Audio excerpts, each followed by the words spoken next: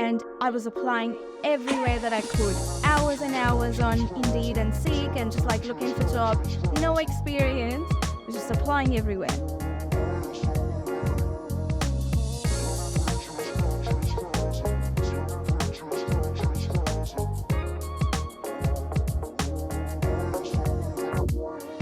Welcome to IDP Real Talk, where we discuss real stories, real experiences, and what it's really like to be living in Australia.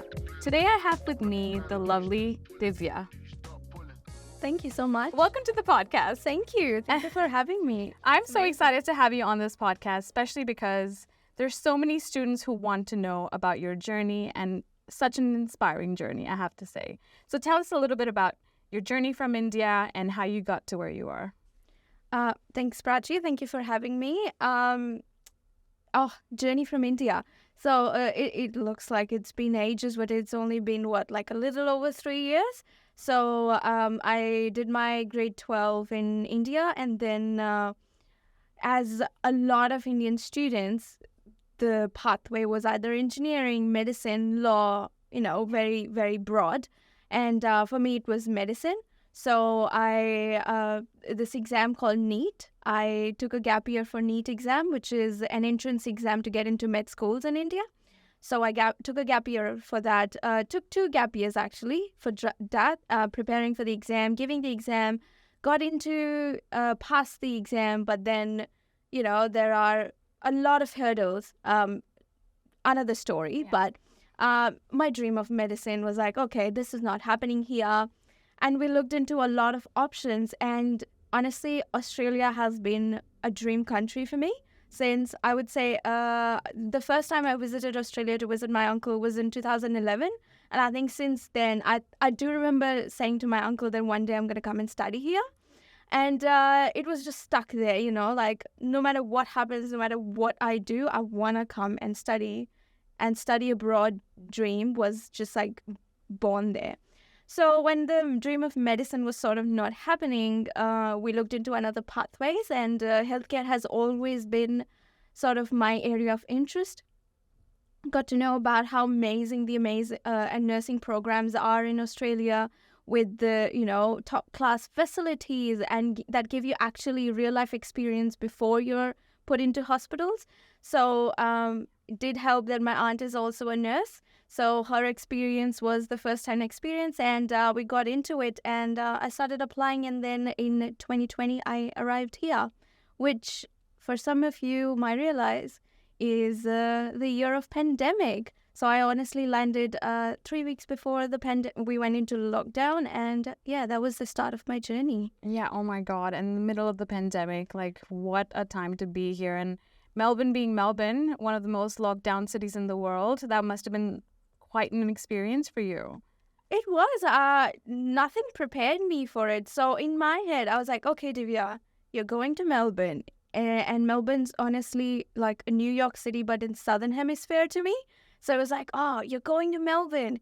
The coffee. You're going to be sitting in cafes and studying. All those YouTube vlogs that I used to watch. It was like, I'm going to live that dream. What was I doing? I was doing online classes at my desk. My morning walk used to be from my room to my kitchen to get a cup of coffee and wave my uncle and aunt good morning. And that was the only social interaction.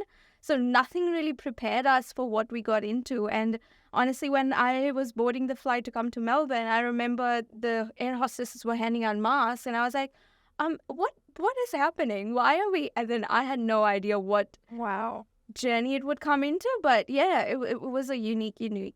Nobody would have prepared for. I'm so glad that's way behind us and the cafes are back open. I know. Oh, I love that. So jumping to you becoming the International Student of the Year for Victoria, what was that remarkable achievement like? What did you do to get to that level? Because I'm sure a lot of students are like, oh my God, this is such an achievement. Can you share a bit about your story behind this recognition and the impact it has had on you? Definitely. So being the Victorian International Student of the Year, first of all, was definitely not something I expected when I walked into the room that day. I was very content with the fact that I'm a finalist. I told my family I'm still going to get, some monetary achievement to that. And I'm going to book a flight to India and that's going to be it. I was like, next year, I'm going to apply again. And that was my plan when I walked into the room. But I had no idea how it would change my life. Honestly, it changed my life in the sense my future goals were all over the place now. And I was sitting there, I was like, what do I do next? But honestly, it was a remarkable moment for me to be recognized for the hard work that all international students do, all the international students that were celebrated that in that room that day and that are celebrated every year is a testament that, they do contribute to the Victorian community, the Australian community a lot, and how much they bring to the international education. For me, it was interesting because, so I was the International Student of the Year at Homesglen Institute where I study. And my mentor actually nominated me at my institute. And she was the one who motivated me after I won that, Divya, now's the time we go for Study Melbourne Awards.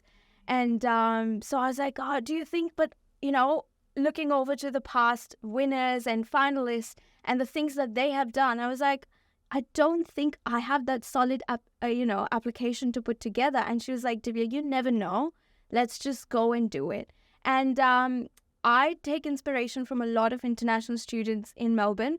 And I remember one of them in an interview, she said, just like apply for things. Don't worry about the outcomes. And this is something that's close to my heart because I grew up with my dad saying, just, do the work. Don't worry about the fruits. So I was like, okay, you know what? A lot of people are sort of putting that faith in me, and I need to be a little bit faithful to myself as well. And I applied for it. I was shortlisted. I was like, oh, good. This is great. So I do have something inspirational. I have contributed to the community. And when I was a finalist, I was like, cool. Next year, we are going for it again. I'm going to win it. They announced my name, and I honestly, if they had a video recording, I looked at the MC. I was like, are you sure you want to give me the award? Oh my God. I couldn't believe it. The person next to me was like, congratulations. Like, oh, now I get up and go. And the first thing I said to my family was like, what just happened? And my uncle was in tears. My aunt was in tears. They were the two people standing right at the back just cheering for me. And it just made me believe that no matter what your journey is, no matter what sort of contribution you do to the community, it is valuable, it is meaningful, and you should, just put that little faith in yourself. And honestly, I am surrounded with people who are always pushing me and always forcing me to believe, the journey that I'm on is valuable to the community. So, I know a lot of international students are in that space where they question that. Yeah. And it is important that even if one person suggests you to do it, just do it. What worse could happen is that you are shortlisted and not the winner, but that's going to motivate you to keep applying and keep pursuing that dream.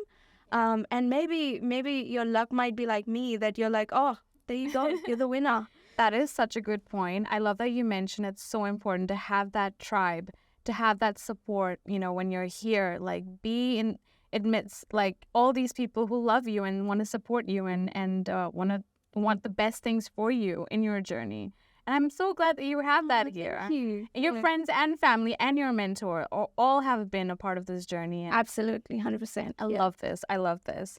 I know that you're not only a nursing student, but also a nurse at the moment. How did you get your first, I want to understand from a few years ago, how did you get your first internship and your first part-time job? Because that is so important. And I feel like students who are new here are like, is that even important? How do I get it? If I do look for it, how's this going to happen for me? Definitely. So I am an enrolled nurse in an emergency department. And as amazing as it has been, emergency department requires, it is a very fast-paced environment. And it gave me an opportunity to apply my clinical skills that I've been learning during my education to actually put that into real-life practice. But it didn't just happen overnight. It was, so like I mentioned, I came in Feb 2020, and like any other international student, once I was settled into my, uni life, the first thing I did was to look for a part-time job. And I was applying everywhere that I could, hours and hours on Indeed and Seek, and just like looking for job, no experience, just applying everywhere. I did not get a job for like 6 months. First 6 months, I couldn't because we were in a lockdown. Every place that I could have worked, they were all shut down. So it was really a struggle to find a job because I had no experience that I could just work from home. And so it was a struggle. So many meltdowns. I did have a lot of meltdowns where I was like, I don't want to depend on my family that I'm living with. And I also want to, do something else apart from just online classes, at least have some social interaction. Definitely. And then that's where the COVID testing sites started, and they were doing drive-through tests. Yeah. And they needed, COVID screeners and all these new jobs that came up. And honestly, why can you ask for experience when this is the first time we were going through this?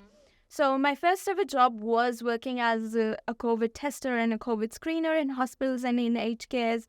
I did patient specials in aged care, so I started working for an agency. So how it works in healthcare is you can sign up to be a part of an agency and you have a control of your roster. Like, you see, a shift has popped up and you can just pick up the shift. If it's close to you, convenient for you, the time is working out, just pick up the shift, you go. So I did a lot of COVID related shifts. And it wasn't just like 5 or 4 hour shift. It used to be, 9 to 13 hours. I remember working in a drive-through for 13 hours, and I am such a short-heighted person, and all these big cars were coming. I was like, hi, can I do your COVID test? It was quite interesting and funny because honestly, I've heard a lot of people in healthcare talk about, this is what we used to do pre-pandemic. This is how the life would be. But for me, it was pandemic and post-pandemic. And now I can compare my experience. For me, I never worked in healthcare. I just came to study and I started working, and it was in the pandemic. So, from struggling for the first 6 months and then diving into as one of the frontline workers was interesting. But honestly, it prepared me for the worst, I think. I am prepared to go out and be a part of the the workforce. It won't scare me. I know what to do. We are prepared. The PPE donning and doffing is so drilled into our minds now that it's like, second nature to us. I can do it. I honestly, when I'm at work, I'm donning PPE, and I remember that we used to have someone called PPE spotters who would watch you put it on, so make sure that you're not breaking the sterile field, and you're not breaking that step. There are specific steps to it. And now when I see, it's like, let's go in. And people ask me, how was it? I was like, it was great, because like anyone else, their first job experience, for me, it was this. If I had done something different, it would have been something to compare with. Yeah. My job at Epworth started off with, as a lot of institutions and universities, they do what is called a fellowship program. So they do a tie-up with a certain hospital, and you do all your clinical placements with them. So for a nursing degree, you require certain clinical hours to complete as a part of your semester. So I applied for the fellowship program with Epworth, and I had no idea what it was. I asked my aunt, and she was like, this looks actually really good, and just apply for it. I had no idea what a fellowship meant, and I applied for it, and then I started my research. I was like, so I get to do all my placements with them. But then there are a lot of questions like, but I won't get any other experience with other hospitals. I'm just going to be with one hospital for the most of my journey. But then now that I look at it in a way that I'm really glad, because of the pandemic, a lot of places did not take students to do clinical placements because they wanted to limit the number of people that were coming into the hospital. So they stopped, and because of that, the semester got delayed. So you couldn't finish your graduation on time. So I did diploma of nursing before doing bachelor's. That's how I'm an enrolled nurse. And I was able to finish my placements on time because of the fact that I was a fellowship student, and EPU had the whole responsibility. They got us during the pandemic. They made sure that we finished our clinical placements. So touch wood, honestly, I was able to finish my graduation on time and now my bachelor's on time because Wow. I was able to transition from diploma to bachelor's and have my fellowship stay with me. Lovely. So that fellowship really worked out for the best. It did. And I got my first job. They were like, you are a nursing student with us and we would love to, just train you up right now. So that's how I got a job at the emergency department, which is unreal because I'm the only enrolled nurse at the department at the moment. For them to put that faith in me and not have that prior experience, but for them to put that faith in me was because of the fellowship. And I thank so much for the fact that I actually applied. And now every time I meet international students who are studying nursing, I'm like, apply for the fellowship. Apply. It doesn't matter what hospital, apply for the fellowship. That's exactly what I was going to say. This is going to be so helpful just to understand the process and what you've been through. And I feel like this is going to be so helpful, especially for nursing students to understand how do they get to the next step for sure. So, has your experience in healthcare influenced your studies and your perspective as an international student? Definitely, especially while studying in the pandemic and working in the frontline workforce, it has changed a lot. I give small things like sitting in a cafe and sipping your favorite coffee so much meaning now that I didn't get to do it as I thought I would. And now it feels such a luxury that, I have that opportunity to sit down, sip a cup of coffee or a nice hot chocolate and look out, to the amazing Melbourne views that you can get. And I think the word that is used very commonly after the pandemic is the word resilience. I know it's overused a lot, but I do resonate with it, that it has put me, in a place where I was able to do a lot of things that I wouldn't have otherwise.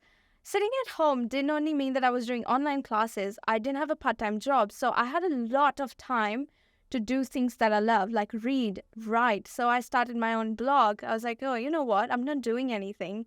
And that's how I got into volunteering for, international student magazines as a copywriter. So those things really did change the way that I envisioned my journey, and it gave me a pathway completely different to what I imagined. And it came to a point where I was just figuring out as I go. I'm someone who likes to plan my life with my Google Calendar, my planner, everything I can see. But now I am someone who's like, okay, I have that, but I also want to go with the flow, just figure out to, take my time, put myself as a priority as well, that it is important that I look after myself. It's very common that international students sort of put that pressure on themselves that you're in a new country, you've put a lot of time, effort, and money to come here. You have left your family, your friends, your comfort behind. You're here. You need to make most of it. 100% I agree. But also, you came here for a new start. So give yourself a little bit break. Give yourself, a treat that my friends and I use a lot is treat yourself. Like I finished my exam this morning and everyone was like, you know what, this is the time to treat yourself. So I love that phrase. We get focused so much into making the most of it. We forget that why are we doing this is for ourselves. And if we are not happy in the process, what is the point of it? Absolutely. And there's so many things that I like in there. I love your initiative on like looking for a volunteer position, for instance, and not just thinking, okay, well, when, it's this pandemic's gone, then we're going to start looking for an opportunity. It really is seeking out those opportunities and making sure that you have something that you're engaged with the community and you have something to talk about with your potential employers. So I love that. I do want to talk about, given your diverse range of activities and accomplishments so far, how do you manage your time and stay motivated? I feel like that would be so important for students to understand. How do you do this? To be honest, I have my days where it looks like I have everything together. I have everything put together. But then there are days where I'm looking at my calendar and I walk away and I sit down and I have my meltdown. So, and it also, I love watching, day in my life videos. I love watching how people prioritize things and organize their life.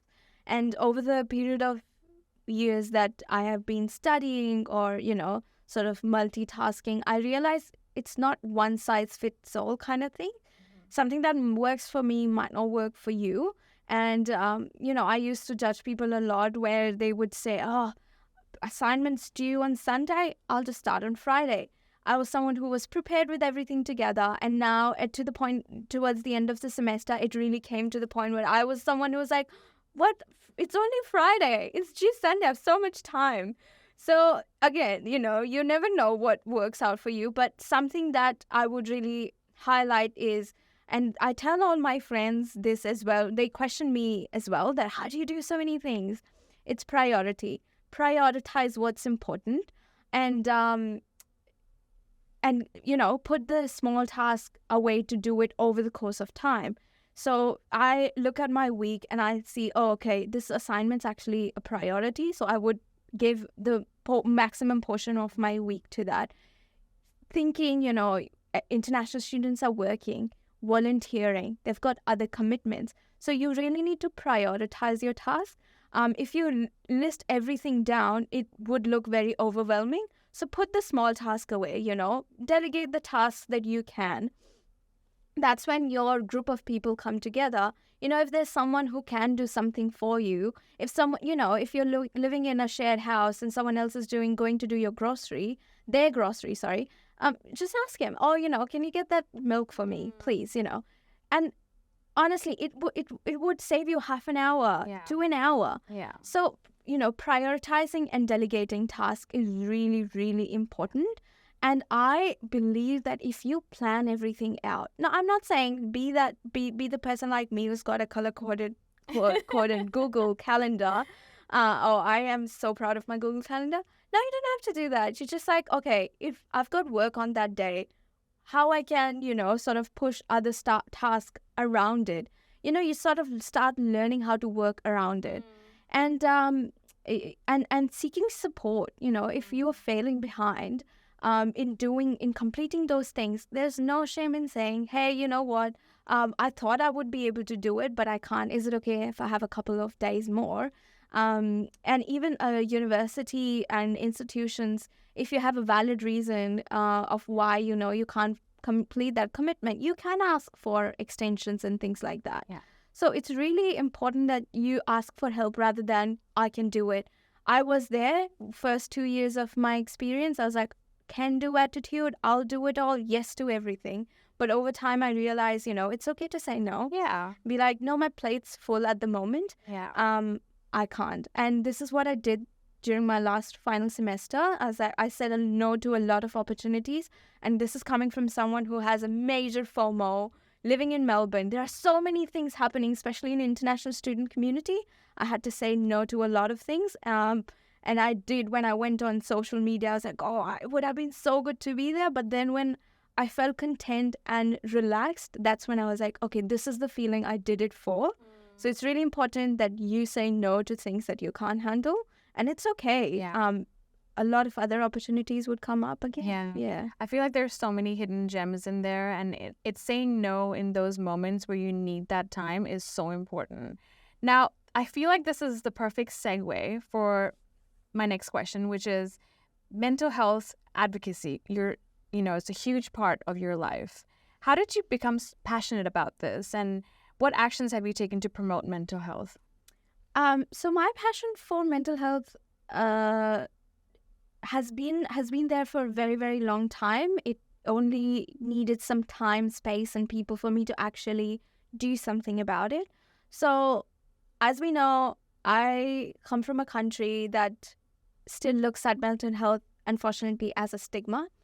In saying that, there are conversations that are arising now. The generation now is really taking those social media platforms to talk about things. Obviously, you have to look out before getting too deep into it.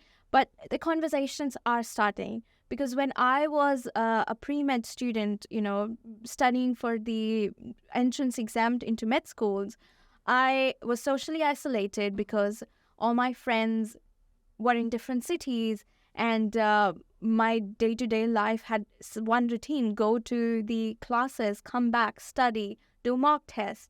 And I was so socially isolated, and I knew I was going through something, but I didn't have a name for it because we never talked about it. And I remember saying to my parents that I think I need to talk to someone. At that time, I thought I need to talk to a career counselor because this career is not working out for me. I'm putting in the hard work. I am doing, I'm being faithful to myself, but I'm not getting that result. Yeah. And I remember my dad saying, "Oh, you're trying to find an excuse to not study. Go back and study. Go for a walk, and you'll be fine." So I was like, "Oh, maybe I am."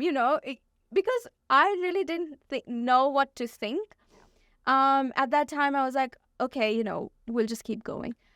But once I started talking to other people, I realized I'm not the only one who felt this way.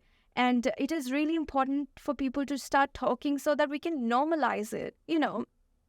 I don't come from a mental health, clinical background. I've only done mental health as a part of my studies and only worked for, 4 weeks. So I don't have that, clinical experience to give advices, but I can be someone to initiate the conversation for people to understand they're not alone. Because when I had conversations with my friends, real conversations about this is how I'm feeling, they said, actually, I felt that too.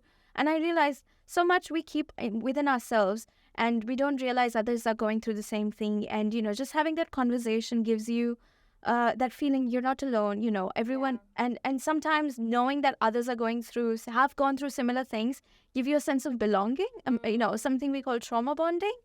And that's when I realized it is important that we talk about these things.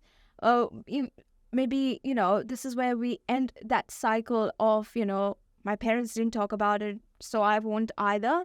I didn't grow up with the resources, so why should others get it? So that sort of mentality and cycle has to stop. Yeah. And that's when I started my blog during the pandemic. I started writing about my mental health experiences, giving the details about, I'm someone who's very anxious in a lot of situations, and I might come across an extrovert, or Divya goes out and talks to people and she can network. But the amount of self-talk and, the amount of overthinking that's going in my head, that's hidden from the world. So I'm like, no, it might come across that, but, I have to stand outside before going into a room full of people and tell myself you can do it. So those kind of things. So I started writing about that. And then I got the opportunity to, write for an international student magazine, which is Meld magazine. It stemmed a lot of opportunities from there. Unfortunately, it wasn't sustainable. It wasn't for me to keep going because of studies. And now I had a job and everything. So I don't do my blog anymore. But then I was like, oh, you know what? I still want to keep doing it. I still want to keep talking about it. And as much as I appreciate the platforms that I've been given through my institute, through Study Melbourne to talk about these things, I really wanted something of my own. So that's when I started my podcast. It's called Unwind with Divya. And it's just me talking about things from a South Asian perspective, things that I know and I think are very similar to what other international students from similar background go through. And the only idea is to create a space where they can feel relatable. They can think, okay, this is what I feel too. And by no means I'm forcing people to go and seek therapy and, go seek clinical advices. My goal is that we get to a point where we don't hesitate in saying, I'm having a bad day. I don't want to do this.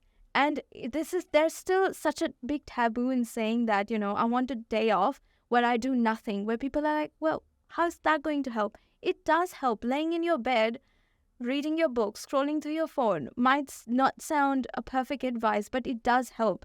And I want people to be, and especially international students, coming back to my point where we put so much pressure on ourselves. We're like, we have to work, we have to pay rent, utilities, we have that pressure that we want to treat our family, treat our parents, our siblings, that we like work, study, hustle mindset. It is really good. And if it works for you, it's amazing. But it is okay if it's not working out and you're like, you know what, I just want to take a day off. Yeah. And that's what I've been, sort of reinforcing to international students. Take a day off. It's okay. Life will still be there when you get back. it's okay if you take a day off. Absolutely. I agree with you and on all of what you just said. And I also want to normalize talking about mental health for sure. I feel like if you could go to a specialist for any physical ailment that you might have, why not? If you 100%. want to talk about something that you're going through in your mind and you feel like, hey, I don't feel so good about this. It's really as simple as that. And I love what you're doing for mental health, and I really wish you all the best with everything that you do in the future. And students should tune into your podcast for sure. Thank you. In your opinion, what are some of the unique challenges that international students face, and what advice would you offer them? Again, even though we come from different backgrounds and we have different stories of coming to Australia, there are a lot of things that, we go through that are very similar. And in broader terms, they look like accommodation issues, finding a job, and, socializing, making friends, those kind of things. But I think if you're in Melbourne, you're in such a great place with so much support that if you ask someone, they will guide you in the right direction. And by no means I'm advertising any organization, but like Study Melbourne. If you wanna if you're having issues with accommodation, if you're having issues with, so making friends, even go to their website. They have resources there. Your institution, wherever you're studying, have those kind of resources where they will help you. There is a jobs board on your university, community page and things like that where they've created a lot of jobs, and they're like, okay, you know what, I can apply for here.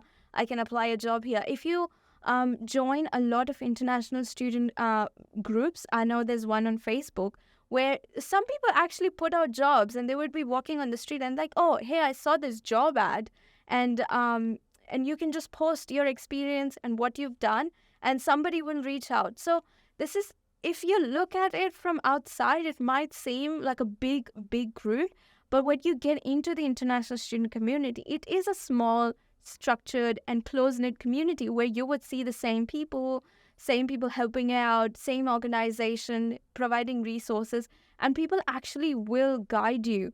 All you have to do is ask. Literally, all you have to do is ask, and ask anyone and absolutely everyone. Go out to the amazing events that are happening all the time. And if you say to someone, hey, my name is this, and I'm an international student, somebody in the crowd might hear you say international student and be like, I'm an international student too. And you wouldn't believe the amazing way you make friends. And I have so many friends from international student community with different backgrounds. And when I look at how I met them, it's like through volunteering role, through being an ambassador, through being in an event that we went together. And now we are friends. So again, all you have to do is ask. I love that this is like the education state and like the perfect way that you described Exactly. it. A shout out to our Facebook page called IDP International Students in Australia, where students are looking for accommodation, as you said, jobs as well. Amazing place for that. I do want to talk to you about your future plans and aspirations, because students who are following your journey would want to know about that. So what are your plans, Divya? I'm just finishing my final year, and I will be starting my graduate role as a registered nurse in March 2024. And I'm quite excited for it to, finally not having to do assignments and just focus on clinical things. I'm quite excited for that. I'm giving myself the year to think about what next, what sort of pathway I want to choose. I definitely want to do postgrad, but it's the matter of which sort of pathway I want to choose. So I'm giving myself a lot of options on the table. But I really want to continue to grow in that international education space where I have established those networks and connections through a lot of different opportunities. I didn't mention this, but like, having received that award, it didn't give me just the platform to be recognized. It gave me opportunity to connect with not only like industry members, but like people from Victorian government, which I don't think I have imagined. So I really want to continue to grow in that space, grow my podcast, and make sure that I now that I think I've come to a point where I actually guide international students to, I want to be in that space, and yeah, sort of continue to grow in that area as well. I absolutely love that for you, and I cannot wait to see the things that you do. My last question for this episode, just wrapping up now, what is the one piece of advice that you would give international students? I think one piece of advice is if you're in Melbourne, you're in a state where you have so many opportunities, and I know every international student looks at the opportunity to study abroad as a new chapter of their life. And absolutely, this is the new season of you. The first season was where you were in your home country, you did what you had to do, then you came, you made that decision to come here, and this is the new season. I honestly believe to think yourself as the main character of your story. So this is the new season. You've got a clean slate. Paint the picture that you want. You've got resources, opportunities to help you become what you want to. One thing I would say is, don't let your career define you what you are. You're in a place where your passions, your hobbies, your friends, your family, there's so much you can be. So don't be just one thing when you can be so many more things. Absolutely love that. Thank you so much for being on the podcast. Thank you so much for having me, Prachi. Afre.